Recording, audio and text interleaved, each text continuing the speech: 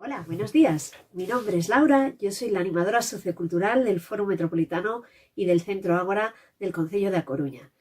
Para nosotros es un placer poder visitar el Museo de Bellas Artes con todos los usuarios de nuestro programa de ocio. La verdad es que en vez de hablar de una obra, a mí me gustaría hablar de las didácticas y de todas las colaboraciones que desde el Museo de Bellas Artes tenemos para poder hacer que nuestro programa de ocio sea aún de mayor calidad. ¿Por qué? Pues porque tenemos la suerte de poder visitar las exposiciones permanentes, las exposiciones temporales y disfrutar cada una de las didácticas que el personal del Museo de Bellas Artes prepara. Pero además de poder disfrutar de ellas, también tienen un personal tan excepcional que incluso nos miman siempre y lo que hacen es hacernos visitas un poquito más específicas para lo que nosotros estamos desarrollando en cada uno de sus talleres.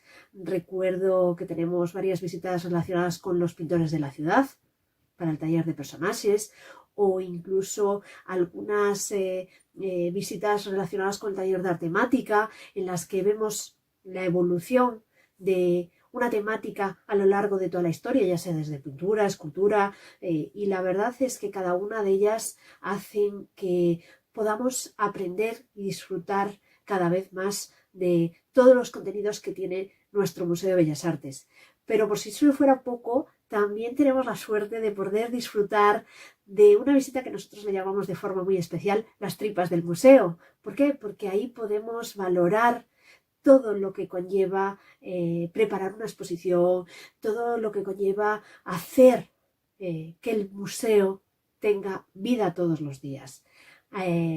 Pero por si fuera poco, no solo los visitamos con los adultos, también procuramos hacer visitas con ellos con los campamentos del verano.